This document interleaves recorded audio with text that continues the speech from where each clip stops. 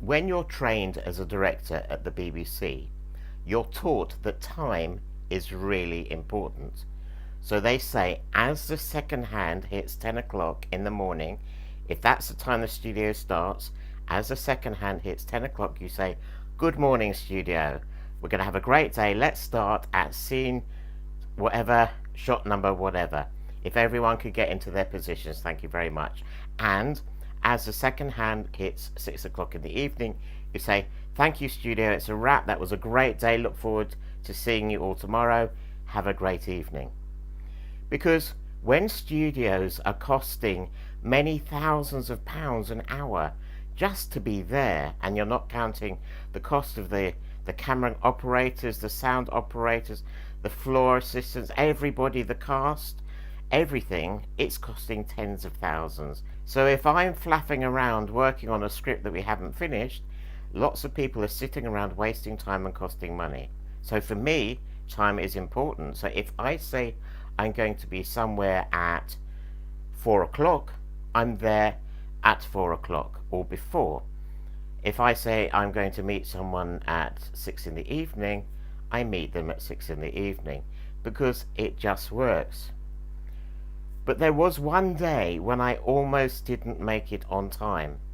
I had planned to meet the designer in the studio at 8:30 in the morning, an hour and a half before we started recording, because we were going to talk about some set and props for the following week.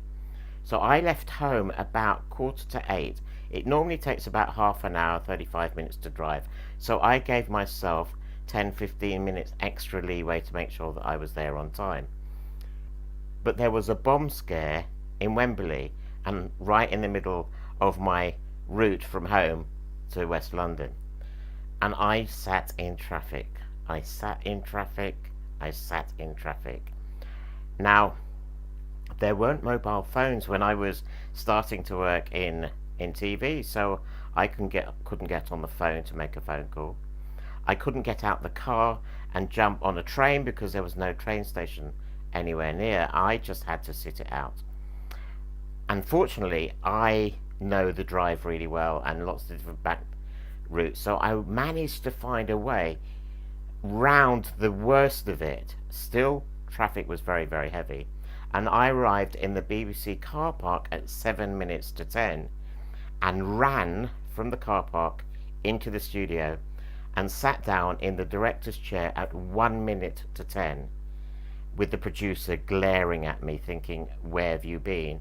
And I just looked at her and said, "I'll tell you in the tea break." As the second hand hit 10 o'clock, it was, "Good morning, studio. We will start at scene so-and-so, shot so-and-so. Everyone get into positions." And then at the tea break, I told the producer what happened, and she said, "Neil, how did you manage to be so calm after all that?" I said, "Well, I've done my planning, I've done my preparation. I was ready for the studio. I knew what I needed to do. I just got on and did it." So planning and preparation is really important, because when things go wrong, that is what you fall back on.